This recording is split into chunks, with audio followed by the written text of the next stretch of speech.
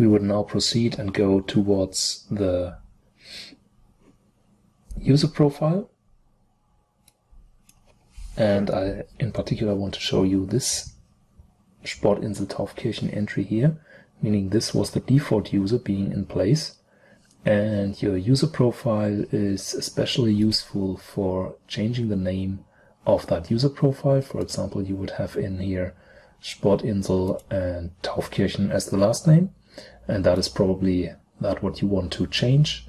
Also, you may want to change your passwords. You know, you get our passwords preset for your accounts, and you want to probably change them to a password that is only known by yourself. So you put in the old password here, and then you put in your new passwords here, and press change password. Also, don't forget on the left side to press change if you change something here. Email address is basically not very useful here to add. And also the avatar is actually not in use right now. So let me show you something here. You see a user that is called Sportinsel Taufkirchen. That is the default user of Sportinsel Taufkirchen, which is exactly named like that. And this name then will not only show here in the statistics and in the statistics on the app also, it will also show up on the front wall of the code whenever a default session is started with the default user, meaning the default user is actually in place whenever there's no other specific user occupying the code with the app, for example. Then this default Sportinsel user Taufkirchen here is chosen by the system, and meaning that statistic is then gathered on that user. And for this is specifically this user profile useful because you can alter here the names that will be shown if you like to. Then you have to log in with the default user account, and you go to user profile and you change first name and last name according to what you want to be shown there. And basically what else is for you. And basically on the right side,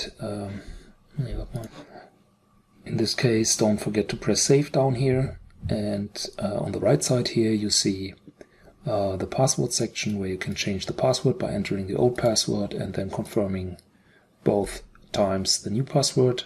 Press change password, and then you can use your own passwords for the accounts we sent you.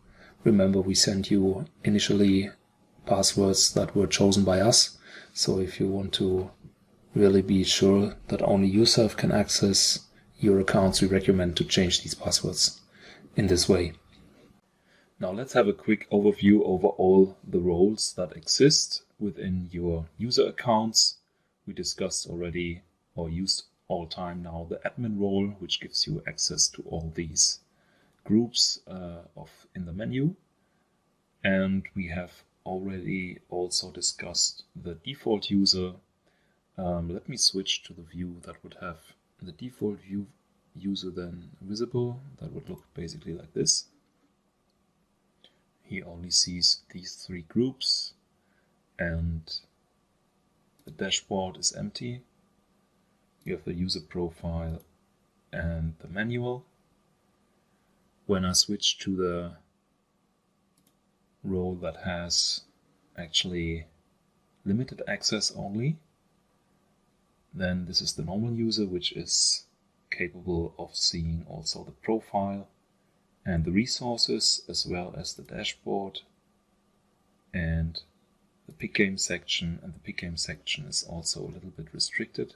This is, for example, the things that a normal admin user can do. And if you compare now to the normal role, he can switch to standby, but not the debugging tools that can be used.